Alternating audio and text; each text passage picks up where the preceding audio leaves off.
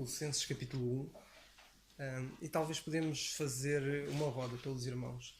Eu começava a ler, lia 2 versículos, a pessoa ao meu lado, neste caso seria o meu irmão, lia mais 2 versículos e por aí fora, até ao fim do capítulo, ok?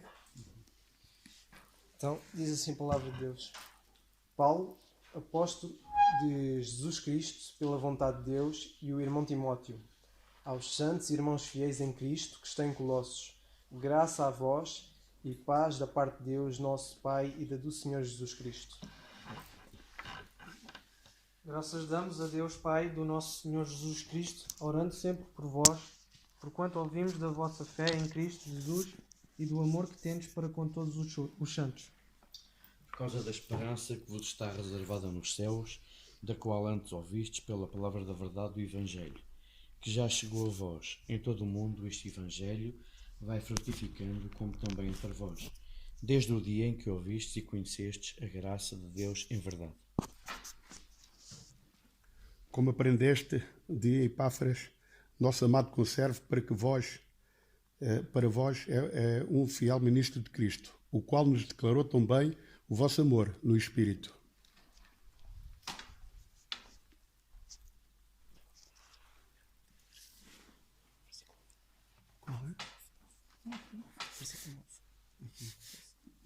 Por esta razão, nós também, desde o dia que o ouvimos, não cessamos de orar por vós e pedir que sejais cheios do conhecimento da sua vontade, em toda a sabedoria e inteligência espiritual.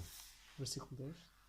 Para que possais andar dignamente diante do Senhor, agradando-lhe em tudo, frutificando em toda a boa obra e acrescendo no conhecimento de Deus. Corroborados em toda a fortaleza, segundo a força da sua glória, em toda a paciência e longanimidade, com gozo, dando graças ao Pai, que nos fez idóneos para participar da herança dos santos na luz. O qual nos tirou da potestade das trevas e nos transportou para o reino do Filho do seu amor, em quem temos a redenção pelo seu sangue, a saber, a remissão dos pecados.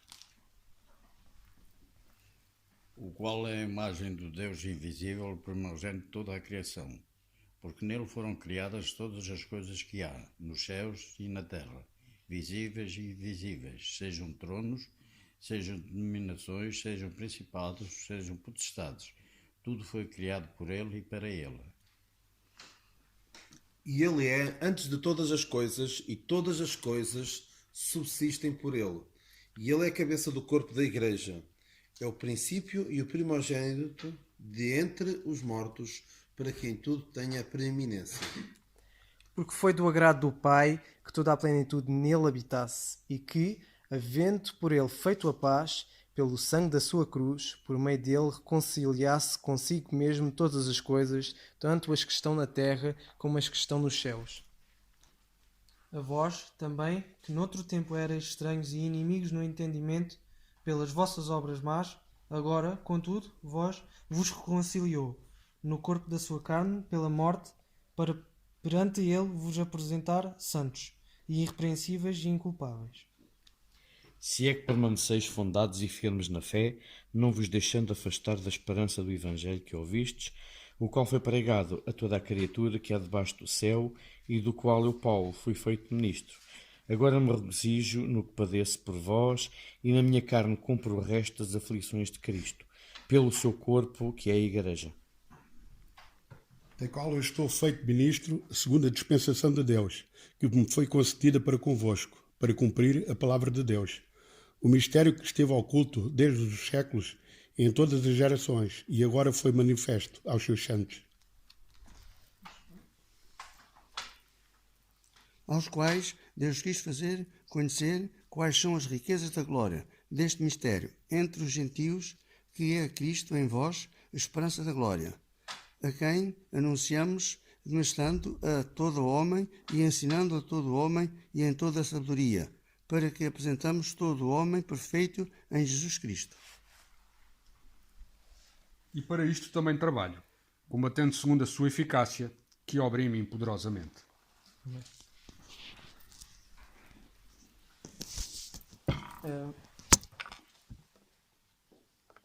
No estudo de hoje Eu decidi fazer uma coisa diferente. Estava à espera que tivesse cá mais malta nova, porque por causa da necessidade de termos mais pessoal a participar no estudo bíblico. Mas também posso fazer para o resto dos irmãos que aqui estão. Neste caso é para todos. Para algum irmão que estudar a passagem, poder contribuir.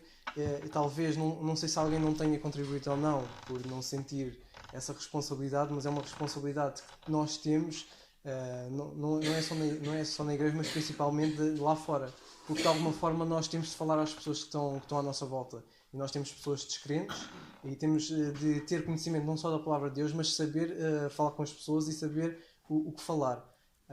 Também exortava os mais novos mais no sentido em que eu ando na faculdade e quem anda na escola há de chegar a uma altura que vão ter de fazer trabalhos e vão ter de apresentar esses trabalhos, e quem anda na escola e seguir até à faculdade, em toda a vida académica, pelo menos nós temos de fazer os trabalhos e apresentá-los para a turma toda.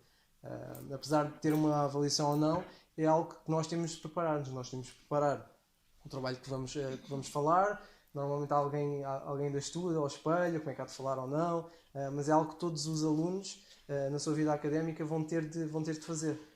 E por que não fazê-lo aqui também no estudo bíblico?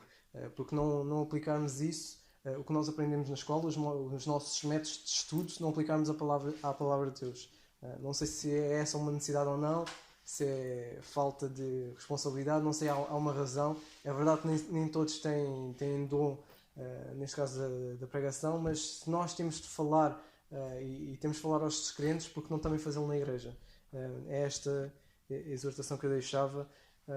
O que eu fiz hoje, o estudo, eu estou só a aplicar o estudo que eu fiz, e neste caso aqui no estudo bíblico estamos a aprender aquilo que retemos da palavra de Deus e que o Senhor tem-nos mostrado através da sua palavra.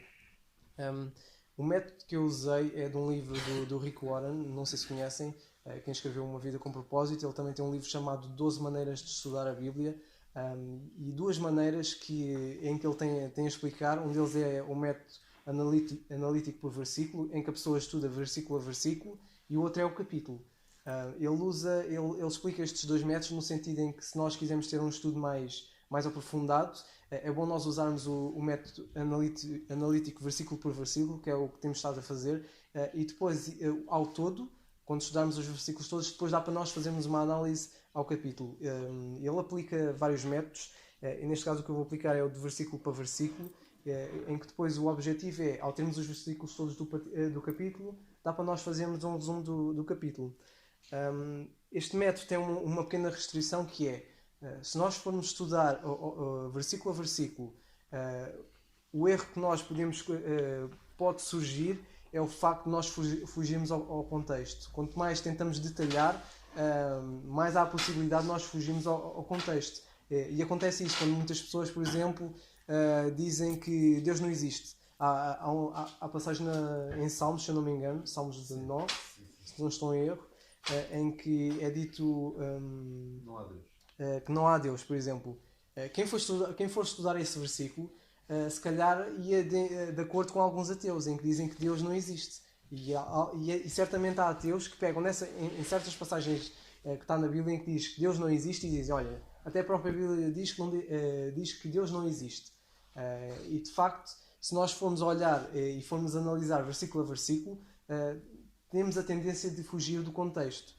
E este método ajuda nós a analisarmos o versículo e ao mesmo tempo a não fugirmos do contexto. Estamos a estudar o versículo de acordo com o contexto envolvido. Neste caso, no versículo 3, e ele divide isto em 5 ou 6 parâmetros, em que o primeiro ele diz para nós dizemos o versículo, detalhamos lá o versículo que estamos a estudar.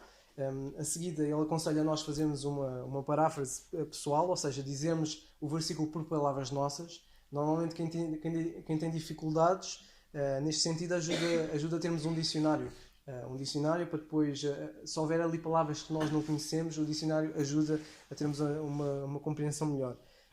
Ele depois, pegando nesse versículo, ele aconselha a nós fazermos perguntas. Se nós tivermos alguma pergunta aconselhada a esse versículo, escrevemos ali as perguntas que nós temos, e aconselha a nós procurarmos as respostas às nossas perguntas.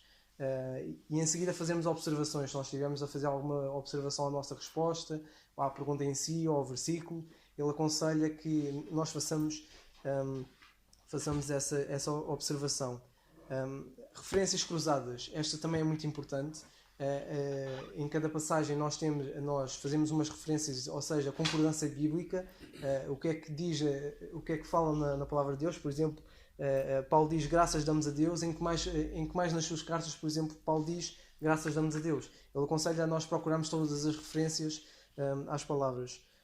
Revelações, estas revelações é no sentido de depois nós procurarmos as suas referências e depois de olharmos bem ao versículo e respondermos às perguntas, detalharmos mais, falarmos mais alguma coisa que vimos ali naquela passagem. Por exemplo, pegar, por exemplo, em que Paulo diz orando sempre por vós, podíamos pegar no orando sempre por vós e tentar fazer mais detalhes, ou seja, Paulo ao dizer orando sempre por vós incita a nós orarmos sempre uns pelos outros, por exemplo, acrescentarmos detalhes a esse nível. Ele depois aconselha, e esta parte é a principal e é a parte mais prática, que é possíveis aplicações pessoais. Nós, depois de estudarmos este versículo, depois de estudar uma palavra de Deus, o que é que nós podemos aplicar a nós? O que é que nós retemos daqui que devemos pôr em prática? E a palavra de Deus, nós sabemos que não é só teoria, ou se calhar como alguns dizem, só teologia, mas é prático. E nós devemos e temos de aplicar à nossa vida. Deus não quer que a sua palavra vá para si vazia. E o objetivo é mesmo esse, é nós aprendemos e podemos aplicar. Se assim como na escola nós aprendemos matemática para depois sabermos fazer contas, aprendemos história para conhecermos a história, são coisas que nós acabamos por aplicar no nosso dia-a-dia. E o mesmo é acerca da palavra de Deus. É importante nós estudarmos e sabermos o que é que podemos retirar para nós e aplicar nas nossas vidas. Então, começando pela paráfrase pessoal, eu, ao ler esta passagem, entendi que dizia dando graças a Deus, o Pai de nosso Senhor Jesus Cristo, quando oramos por vocês. Ou seja, nós damos graças a Deus ao orarmos sempre que oramos por vocês. E a partir daqui surgiram algumas perguntas. A primeira pergunta é exatamente a ver com o contexto, em que eu fiz esta pergunta no sentido porque é que davam graças a Deus ao orarem pelos Colossenses? Ou seja, porque é que Paulo dava graças a Deus quando orava sempre pelos Colossenses? E aqui, pelo facto de não olhar no contexto, não olhei, por exemplo, no versículo a seguir, em que Paulo diz porque é que davam sempre graças a Deus, em que no versículo 4 ele diz: porquanto ouvimos da vossa fé em Cristo Jesus e do amor que tendes para com todos os santos. Eis aqui o motivo porque eles davam graças a Deus sempre que oravam pelos Colossenses, pelo facto de terem ouvido da fé deles e do amor que eles tinham para com todos os santos. A segunda pergunta que eu tinha era quem é que fazia? Vemos que no início da carta é dito Paulo, apóstolo de Jesus Cristo pela vontade de Deus, e o irmão Timóteo.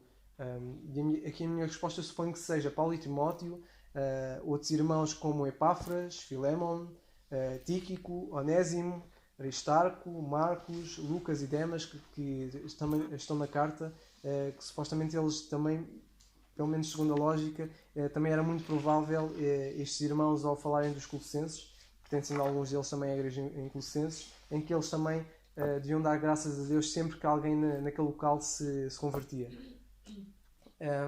Outra pergunta que eu tinha, e que tem a ver com a outra semana passada, que era que diferença ou que relação há quando Paulo fala no versículo 2 e diz graça a vós e paz da parte de Deus, nosso Pai, e da do Senhor Jesus Cristo, ou seja, que relação há quando Paulo diz graças a vós e paz da parte de Deus, nosso Pai, com o que Paulo diz no versículo a seguir, graças damos a Deus, Pai de nosso Senhor Jesus Cristo. Esta questão não é só nesta relação em si, em cada versículo, mas também traz outras questões. E como tinha falado na outra semana, traz questões, por exemplo, como é que as testemunhas de Jeová olham para este versículo e veem e são capazes de dizer que Jesus Cristo é nosso irmão, e fazem isto para diminuírem ou tirarem completamente a divindade do Senhor Jesus Cristo. Há também evangélicos, e também já ouvi, em que, apesar de não diminuírem a divindade do Senhor Jesus Cristo, implicitamente eles fazem, eu já explico porquê, eles de certa forma dizem que Jesus é o nosso Big Brother, entre aspas, que é o nosso irmãozão. E aqui também é vazio nesse sentido. Eu fui procurar todas as expressões em que Paulo, todas as vezes em que Paulo diz graças a vós e paz da parte de Deus nosso Pai, e achei muitos versículos. De acordo com o que eu tenho lido, esta é uma expressão que Paulo usa em quase todas as suas cartas. Ele usa em cerca de 11 cartas, só não usa em Tito e 2 a Timóteo. É uma expressão que de facto acaba também por ser uma assinatura de Paulo, pelo facto de ele saudar sempre todas as igrejas locais com graça a vós e paz da parte de Deus, nosso Pai, e do Senhor Jesus Cristo. Também ao saudar os santos desta forma, Paulo, ao fazer isto, ele mostra também que não só é uma saudação típica dele, que é uma assinatura dele, mas também é para confirmar a autoridade apostólica dele, ou seja, no sentido em que ele vem da parte de Deus e do Senhor Jesus Cristo, que ele é enviado da parte de Deus e do Senhor Jesus Cristo. E fazendo também, acaba também por fazer uma menção às duas pessoas da Trindade. Esta pergunta também surge não só do tipo de relação entre estas duas expressões, e também de alguns evangélicos chamarem Jesus Cristo de irmão e das testemunhas de Jeová dizerem que Jesus Cristo é nosso irmão e que não é Deus. E esta questão, eu acabei por perceber-me que esta questão também toca naquela que os católicos fazem acerca de Maria. O que é que nós poderíamos responder se dissessem que Maria era mãe de Deus? Nós diríamos que não, que Maria não é mãe de Deus. E eles, numa reza deles, que é a reza Ave Maria, eles falam lá, dizem exatamente que Maria é mãe de Deus. E de forma é que nós responderíamos? Dizíamos que não, que Maria é mãe de Deus homem, ou seja, que Jesus Cristo tem uma natureza humana da qual Maria é a mãe, mas ela não é mãe de Deus. E o mesmo toca acerca dos irmãos. Quando disserem que Jesus Cristo é nosso irmão, ele não é nosso irmão. Ele é Deus, ele é nosso Senhor, e ao facto de muitos acharem e tentarem fazer de Deus nosso irmão, acabam por fazer implicitamente diminuir a sua divindade, deixar de Jesus Cristo fazer Deus. E aqui só há duas formas de fazer isto. Se nós somos filhos de Deus porque aceitamos o Senhor Jesus Cristo como nosso Salvador e Senhor, e aqui eu gostava que tivessem atenção, mas no sentido em que se eu me enganar ou houver algum erro, certamente o irmão Daniel pode ajudar também nesse sentido. Eles, para fazerem Jesus Cristo ser nosso irmão, ou fazem de duas maneiras: ou tiram Jesus Cristo de divindade, Jesus Cristo deixam de fazer Deus, ou então tinham-se de fazer eles próprios Deus. Não há outra forma. Se Jesus Cristo é uma pessoa da Trindade e se nós somos feitos filhos de Deus pela salvação, há aqui uma contradição, no sentido em que Deus não pode fazer uma cópia de si mesmo. Ou seja, para nós termos de ser Deus, nós tínhamos de existir, por exemplo, eternamente, desde sempre e para sempre. Tínhamos de ser omnipresentes, omnipotentes, por aí fora. Tínhamos de ter as características de Deus que nós não temos. E quando tentam fazer esta relação, só há uma maneira de fazerem, uma de duas. Ou diminuem o Senhor Jesus Cristo ou exaltam-se a eles mesmos. E aqui acabam por entrar em contradição, porque eles são homens falhados, nasceram, tiveram início e vão ter um fim, não têm todas as capacidades e as características que pertencem a Deus, e aqui não têm saída. Se tentarem diminuir a pessoa do Senhor Jesus Cristo, entram em contradição com a sua palavra. Por exemplo, Tomé, no Evangelho de João, no capítulo 20, 28, ele chama ao Senhor Jesus e dirige diretamente a ele, a Deus, como Deus. Ele diz exatamente Senhor meu e Deus meu. Lá está, eles não têm saída. E da mesma forma que nós respondemos a Maria, que Maria não é mãe de Deus, da mesma forma Jesus não é nosso irmão. E nós, ao tentarmos fazer isso, só poderíamos ou diminuir a sua divindade, Jesus Cristo deixaria de ser Deus, ou tínhamos de estar a exaltar-nos a nós mesmos. E entraríamos sempre em contradição. Ainda referente a este versículo, eu encontrei várias referências cruzadas, e uma delas é acerca de Pai de Nosso Senhor Jesus Cristo, em que encontrei em várias passagens. Encontrei em Romanos 15:6, e eu aqui vou ler. Em Romanos 15:6 diz: para que concordes a uma boca, glorifiqueis ao Deus e Pai de Nosso Senhor Jesus Cristo. Em 2 Coríntios, no capítulo 1 e versículo 3, lemos também: bendito seja o Deus e Pai de Nosso Senhor Jesus Cristo, o Pai das misericórdias e o Deus de toda a consolação. Em 2 Coríntios ainda, no capítulo 11 e versículo 31, lemos: o Deus e Pai de Nosso Senhor Jesus Cristo, que é eternamente bendito, sabe que não minto.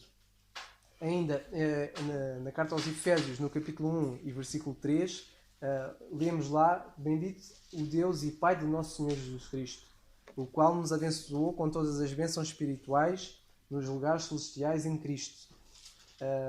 Ainda em Efésios, e no capítulo 3 e de 14 a 19, lemos: Por causa disto, me ponho de joelhos perante o Pai de nosso Senhor Jesus Cristo, do qual toda a família nos céus e na terra toma o nome, para que, segundo as riquezas da sua glória, vos conceda que sejais corroborados com o poder pelo seu Espírito no homem interior, para que Cristo habite pela fé nos vossos corações, a fim de, estando arraigados e fundados em amor, poderdes perfeitamente compreender com todos os santos qual seja a largura e o comprimento e a largura e a profundidade, e conhecer o amor de Cristo, que excede todo o entendimento, para que sejais cheios de toda a plenitude de Deus. Em 1 Pedro, e este é o último, a passagem que encontrei, em que é dito também: Bendito seja o Deus e Pai de nosso Senhor Jesus Cristo, que segundo a sua grande misericórdia nos gerou de novo para uma viva esperança pela ressurreição de Jesus Cristo dentre os mortos. Estas são as várias passagens, estas referências cruzadas, ou seja, as referências em que é dito Deus, Pai de nosso Senhor Jesus Cristo, que encontrei. E também estive à procura, referente à oração, o que é que lemos nas cartas de Paulo e o que é que Paulo dizia acerca da oração, e também encontrei várias passagens, por exemplo em Romanos 8:26, em que é dito: E de maneira também o Espírito ajuda nas nossas fraquezas, porque nós não sabemos o que havemos de pedir como convém, mas o mesmo Espírito intercede por nós com gemidos inexprimíveis. Isto acerca da oração. Ainda em Romanos também é dito: Perseverai na oração.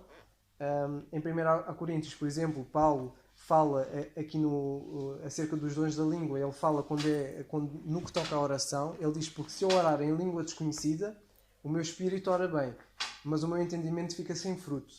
Que farei, pois? Orarei com espírito, mas também orarei com entendimento.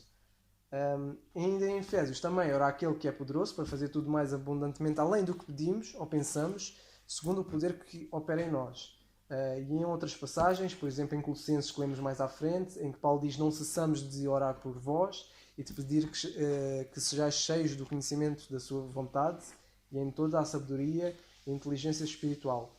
Entre outras e várias passagens, há muita coisa acerca da oração, em que Paulo fala não só acerca da palavra de Deus.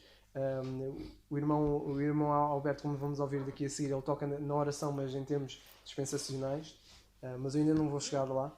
Então vou falar acerca de Paulo ao dizer: Graças damos a Deus e Pai de nosso Senhor Jesus Cristo.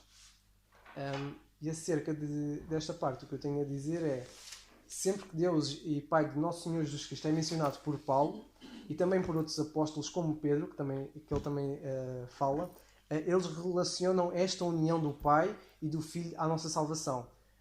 União essa que vemos ser bendita, glorificada, adorada e a quem é dado graças. Ou seja, quando Paulo fala graças damos a Deus, Pai de nosso Senhor Jesus Cristo, esta é uma expressão em que o Senhor Jesus Cristo está sempre ligado ao Pai, em que nós só podemos dar graças e que também só podemos bendizer, adorar, e adorar, glorificar apenas pelo Senhor Jesus Cristo. E esta relação e esta união é nesse sentido. Esta união de Deus e Pai de nosso Senhor Jesus Cristo deve-se também ao facto do que é falado em João 10:10, e aqui eu pedia que fôssemos ler, no Evangelho de João, capítulo 10, versículo 30.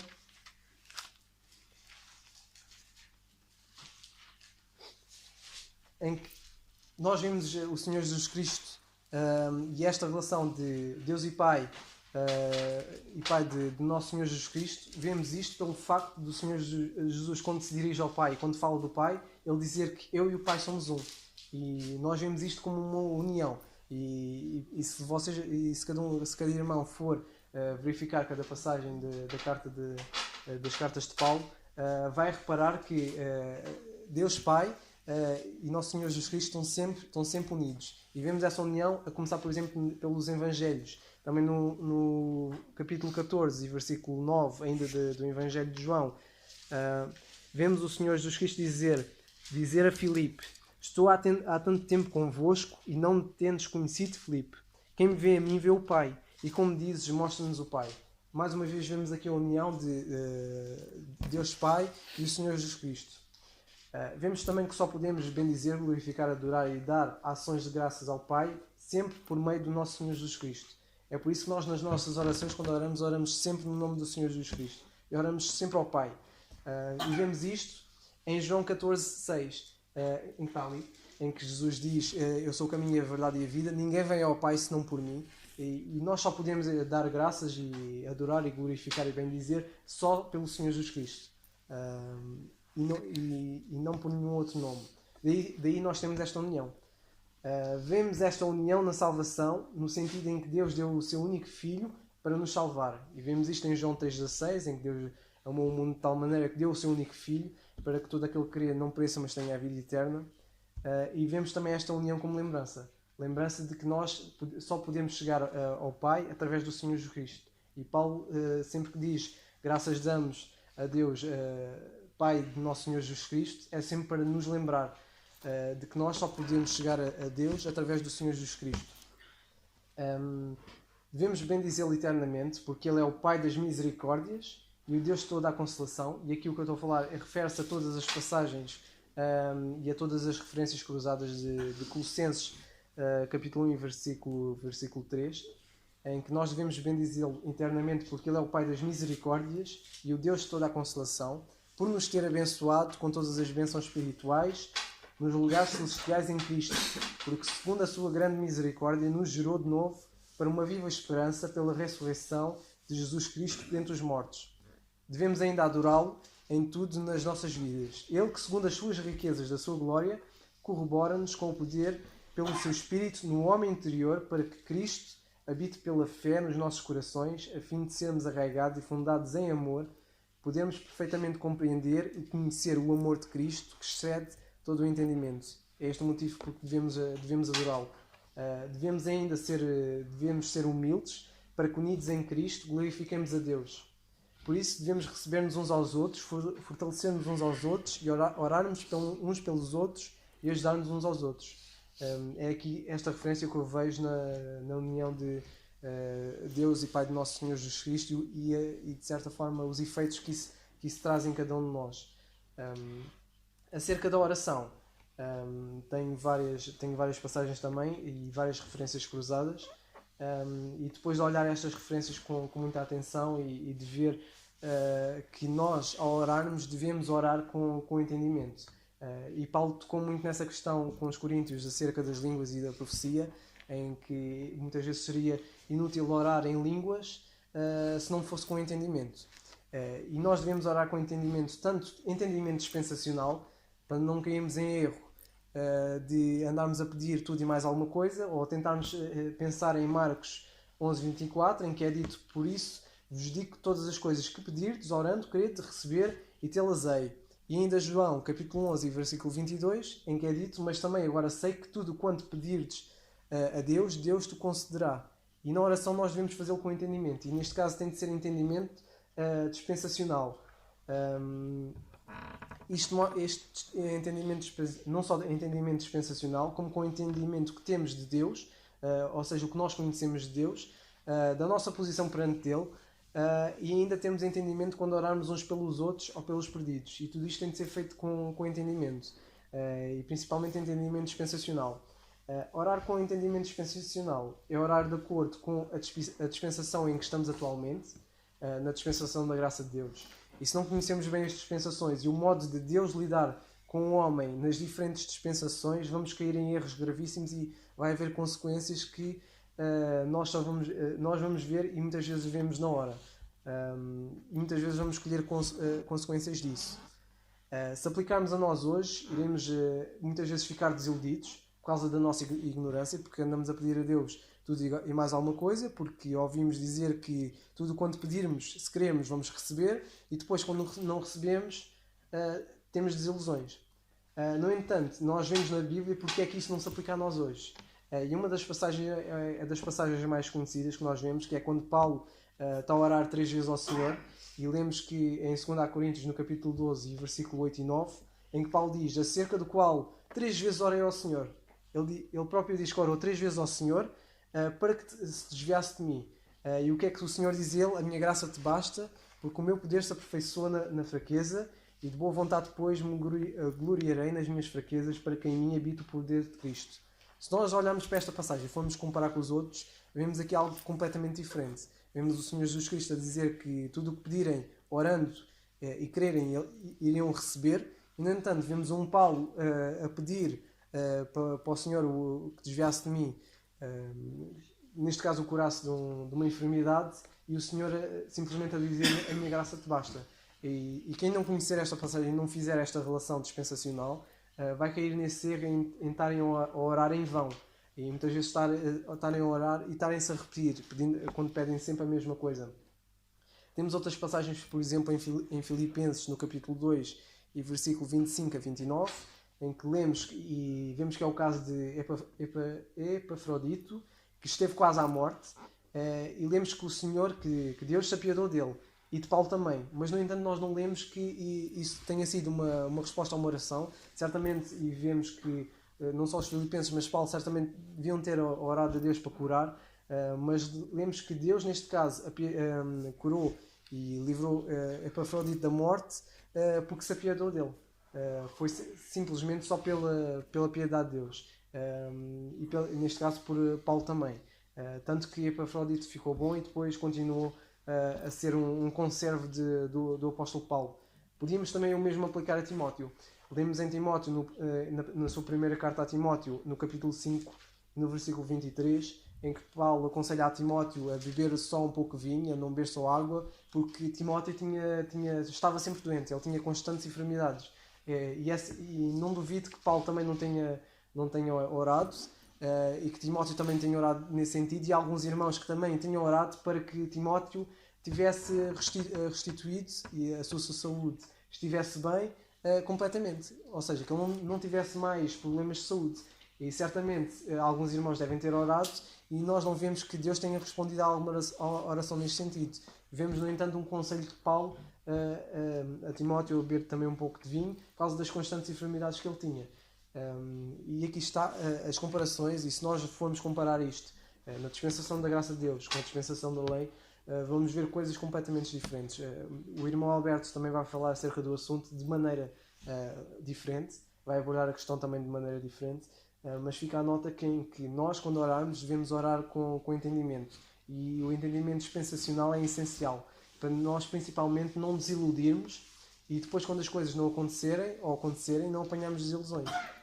E pode acontecer eu orar pela cura de algum irmão, e isso acontecer, e nós ficarmos alegres e darmos graças a Deus, e se nós não tivermos este entendimento e orarmos pela cura de alguém e o Senhor não dar esse entendimento, caímos no erro em que Deus é mau. Mas, no entanto, nós temos conhecimento disto, sabemos que Deus faz tudo para a sua honra e glória, que Ele não nos deve nada, e vemos no caso de Epafrodito que Ele apiadou-se de Epafrodito, e Epafrodito não morreu. O mesmo também se refere a nós. No entanto, fica a questão, e a questão é como é que nós devemos proceder na oração.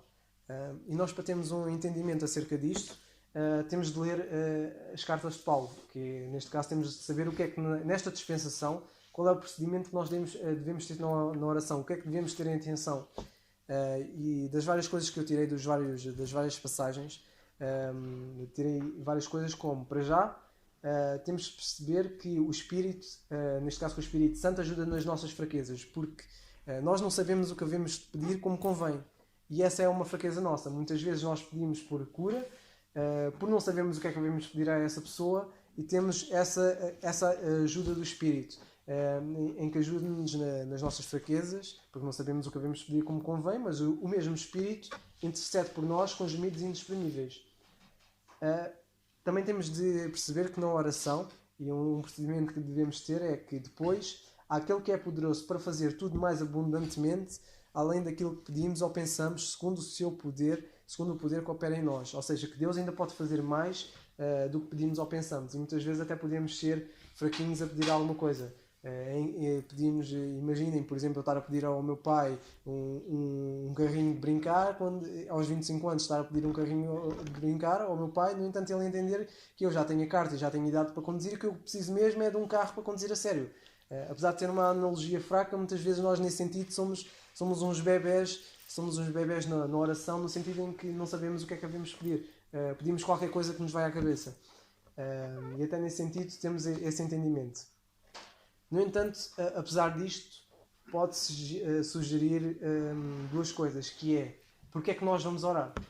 Sabendo que o Espírito, nas nossas fraquezas, ele intercede por nós. Sabendo que Deus é poderoso para fazer muito mais do que nós pedimos ou pensamos. Então vamos orar por quê? Vamos orar para quê? Porque é que vamos, lá está, entre aspas, desperdiçar tempo por causa disso? Neste caso, não. Nós, e a palavra de Deus, e se nós, sendo biblicamente corretos e seguindo o que Deus tem para nós nos dias de hoje, pelo contrário, nos dias de hoje, apesar de nós termos isto em conta, nós ainda assim nós devemos continuar a persistir na oração. A palavra perseverar, e eu estive à procura neste sentido, perseverai na oração, em que Paulo diz, e eu estive à procura qual o significado desta palavra, e o significado desta palavra é persistir num costume que é bom. Paulo, ao dizer perseverai na oração, diz persistam num costume que é bom, que é a oração. É um bom costume nós estarmos a orar. É um bom costume também nós estarmos a orar sem cessar. Orar sem cessar, como Paulo também diz, em todo o tempo e com ações de graças. E ao estarmos a fazer isto, estamos também a ser combatentes. Orarmos também com entendimento é um bom procedimento. Nós orarmos com entendimento, como foi falado anteriormente, principalmente dispensacional, para não sermos ignorantes a falar com o Senhor.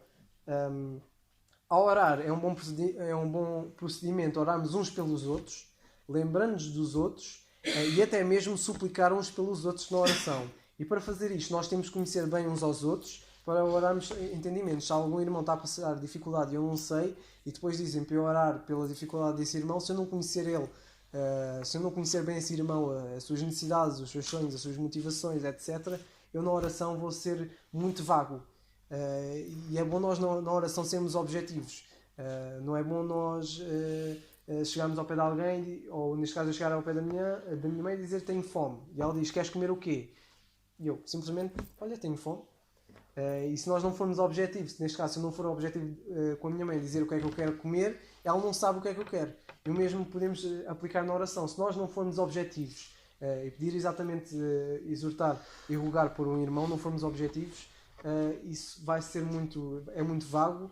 Apesar do Senhor entender, não é a melhor maneira de nós falarmos com Ele, e acaba por tocar no entendimento. Nós não estamos a orar por um irmão com entendimento. Orar para que seja dada no abrir da nossa boca a palavra com confiança, para fazer notório o mistério do Evangelho, para falar de Cristo às pessoas que nos rodeiam, e orar para que os nossos pregadores façam notório a palavra de Deus e o mistério do Evangelho. Este também é um bom procedimento que nós devemos fazer na oração. Isto toca não só a nós, em que nós tenhamos confiança ao falar da palavra de Deus, ao fazer notório o mistério do Evangelho, mas também àqueles que pregam, aos nossos anciãos, aos nossos diáconos, etc. Orar para, ainda ligado ao anterior, orar para que Deus nos abra a porta da palavra, a fim de falarmos o mistério de Cristo. Orar e pedir uns pelos outros para que sejamos cheios do conhecimento da vontade de Deus, ainda mais segundo a dispensação da graça, em toda a sabedoria e inteligência espiritual. Também é um bom procedimento que nós devemos fazer ao orar. Orar para que o nosso Deus vos faça dignos da sua vocação e cumpra o desejo da sua bondade e obra da fé com poder, para que o nome do Senhor Jesus Cristo seja em vós glorificado e vós nele, segundo a graça do nosso Deus e do Senhor Jesus Cristo.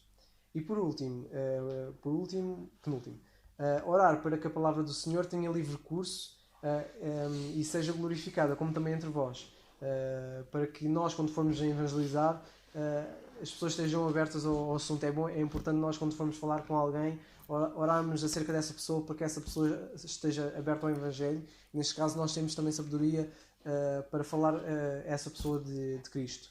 E por fim, e não menos importante, orar sem ira nem contenda. Se estivermos mal com algum irmão, é importante nós, quando formos a orar ou pedirem-nos para orar acerca do irmão, imaginem que eu estava mal com o meu irmão, neste caso com o Márcio, e depois pedem, olha, vai orar pelo teu irmão. Isto até soa um bocado, uma pessoa pode ficar constrangida, Ou seja, eu estou mal com ele e ainda vou orar, estando chateado com ele. É um bom procedimento nós reconciliarmos uns com os outros, se houver alguma coisa má, para depois orarmos sem irem em contenda. Não chegar ao ponto de nós estarmos a orar e vir pensamento à nossa cabeça contra o nosso irmão. E é um bom procedimento. Estes são os vários procedimentos que se chegam a ser tantos que acabam até mesmo por passar, neste caso, a oração do Pai Nosso, que o Senhor Jesus Cristo ensinou aos apóstolos. E são bons procedimentos para nós termos em conta e para aplicarmos quando formos a orar, temos atenção à forma como oramos também. Por fim, neste estudo tinha as partes das possíveis aplicações pessoais, e as possíveis aplicações pessoais eram muitas, e a principal que eu destaquei é na oração. Quando for orar, ter atenção à forma não só de orar, mas quando for orar, ser objetivo, orar com entendimento, e neste caso orar sem ir em contenda também, entre várias coisas, mas orar com entendimento, fica ao destaque. Este é o meu contributo, pelo menos de hoje, e ia dar lugar mais a algum irmão que quisesse falar, e que o Senhor continue a abençoar-nos. Só quero dizer que fico consolado com estas palavras. Apesar da comparação ser pobre, posso imaginar o apóstolo Paulo a ouvir Timóteo contente, satisfeito por ouvir Timóteo, se bem que Paulo poderia pensar, ele era o mestre, Timóteo era o aprendiz. Aqui eu sinto-me ao contrário. Eu estou a aprender do nosso irmão Márcio, graças a Deus, pelo irmão de Márcio.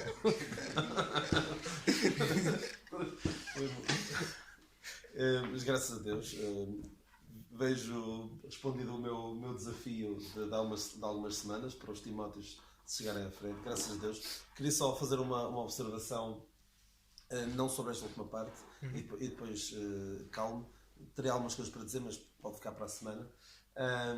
Sobre aquela questão de pôr em causa a divindade de Nosso Senhor Jesus Cristo, com base numa pequena porção do versículo, até se me dizer, era só o que faltava, numa carta escrita por Paulo, em grande medida para pôr as coisas em ordem, para corrigir o erro da heresia que alguns queriam introduzir, a da não divindade do Senhor Jesus Cristo.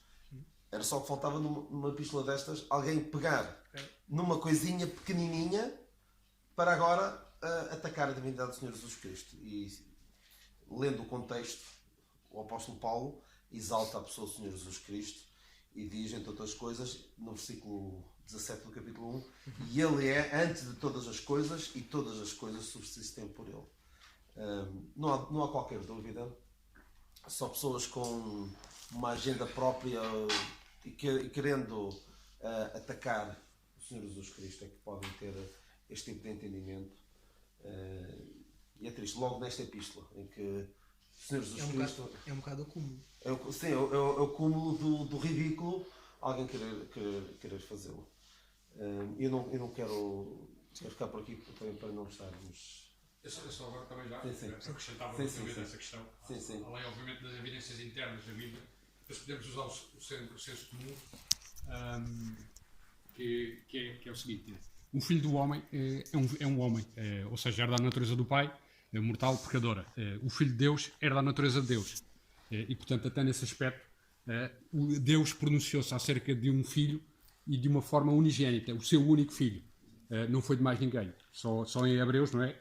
Podemos ler em Hebreus no capítulo 1, no versículo 5, porque a qual dos anjos disse jamais, tu és meu filho, eu te gerei, como também eu serei por pai, ele me será por filho. E outra vez, quando introduz no mundo o primogênito, diz, e todos os anjos de Deus o adorem. Portanto, na encarnação, como a gente sabemos, quando o Senhor nasceu, os pastores estavam a cuidar das ovelhas e, portanto, viram o coro celestial e os anjos todos a adorarem o unigênito Filho de Deus, que é Deus. Portanto, sob esse ponto de vista, o filho herda, digamos, a espécie do pai. Filho de um homem é um homem, filho de Deus é Deus, filho de um gato é um gato. E, portanto, até a própria palavra, por aí, pronto, era só isto que eu queria dizer. Até nesse versículo, lá está, acaba. Quem isolar esse versículo acaba por entrar em contradição, porque o contexto todo é falar da divindade do Senhor Jesus Cristo, e a pessoa ficar ali e tentar diminuir. Nós não somos filhos por adoção. Exatamente, somos filhos por adoção. Exatamente. Não fomos gerados de Deus como unigênito de Deus, como o próprio Deus diz, e aí a povo dos anjos, portanto, e o Filho de Deus é Deus. Portanto. Ok. Vamos ouvir então a mensagem do irmão Alberto para hoje. Saúdo a todos os irmãos da Igreja com a paz de nosso Senhor Jesus. Permitam-me falar ainda sobre a diferença entre oração do reino e a oração no mistério. Muita confusão, desgosto, conflitos de fé são resultados de querer aplicar uma promessa ou ordem de uma dispensação anterior que não nos diz respeito, já que vivemos na época da graça. Um exemplo, Mateus 21, 22. E tudo o que pedirdes em oração crendo, recebereis. Marcos 11, 24 diz o mesmo. Parece que é só esfregar a lâmpada e pronto, o pedido é atendido. Estas promessas do Evangelho do Reino e da época do Pentecostes, quando os milagres bíblicos eram a ordem do dia, não são repetidas com Paulo. Mas por que isto acontece? Para compreender esse contraste da oração do Senhor e as orações de Paulo, precisamos antes saber dividir as Escrituras e entender que houve uma interrupção de plano. Esta mudança de ênfase não é invenção nossa, nem ensino de homem algum. Mas por que as coisas mudaram? Bom, Deus não muda, mas o seu modo de agir muda. Pedro, no Pentecostes, cita a profecia de Joel dos últimos dias. Joel 2, de 28 a 32. Preste atenção como as escrituras são aplicadas em Atos 2, de 14 a 21. A vinda do Espírito Santo para habitar no crente foi evidenciada com sinais, maravilhas, e depois viriam os sinais da grande tribulação. Veja que o povo de Israel rejeitou Deus Pai no Velho Testamento, ao Filho nos Evangelhos, e agora em Atos rejeita o Espírito Santo. Isso acontece no martírio de Estevão, Atos 7,56, quando Jesus estava em pé. O momento da ira seria naquela hora. Porém, o Salmo 110 nos mostra uma interrupção. Mas por que essa interrupção? Esta mudança de modo, de administração, é mostrado por Jesus, que ensinou como se deve manejar a Bíblia. Perceba o que acontece em Lucas 4:17. Ao ler as Escrituras, lá naquela sinagoga em Nazaré, ele fechou o livro, exatamente no meio da citação que fez do versículo 2 em Isaías 61. Deus também, por assim dizer, fechou o livro exatamente no meio do cumprimento de Joel 2, 28 a 32. Agora, este hiato na profecia, essa interrupção, só pode ser explicado pelo mistério. Este propósito secreto, a igreja, foi primeiramente revelado ao apóstolo Paulo, conforme Efésios 3, verso 2. Bom, agora podemos entender por que existe uma diferença na oração de Jesus quando o reino estava próximo e a oração de Paulo agora na época do mistério. Paulo revela o quanto mais nós temos em Cristo Jesus do que tinham os seus discípulos na terra sob o evangelho do reino. A própria frase Pai Nosso que estás nos céus sugere distância. Eles deveriam orar na terra ao seu Pai, no céu. Nós não negamos essa situação física, mas nos é dado uma posição que eles ignoravam em absoluto, pois nós estamos sentados nos lugares celestiais, à mão direita de Deus, Efésios 2,6. E temos entrada pela fé a esta graça, na qual estamos firmes. Romanos 5:2. Paulo, presta atenção, nunca orava para que as pessoas tivessem uma vida fácil ou ficassem livres das dificuldades, ou que a oração fosse uma espécie de Shazam e tudo seria resolvido. Em vez disso, ele orava para que pudesse suportar o que quer que acontecesse, com bom humor, com paciência, firmes. Saiba você que somos exemplos vivos da graça de Deus para com as outras pessoas. O apóstolo revela o conteúdo de suas súplicas.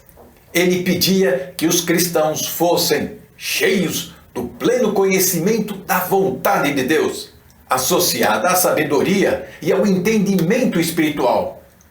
Tudo isso para o cristão viver de maneira digna do Senhor, conforme Efésios 4. Paulo, portanto, descreve 4 componentes em suas orações: gratidão, frutificação, crescimento e fortalecimento. A oração de Paulo e o propósito de Deus para nós é que ocupemos a nossa posição nos lugares celestiais em Cristo. Tendo, porém, sustento e com que nos cobrirmos, estejamos com isso contentes. 1 Timóteo 6,8. Essa é a promessa que temos para nós. E é tudo isso, para desespero daqueles que pregam a prosperidade. Recordamos aqui uma lição importante. Eu, Alberto, oro para que o Senhor fortaleça e dê cada vez mais a cada um de nós pleno conhecimento da sua vontade. Que a graça do Senhor esteja conosco. Amém.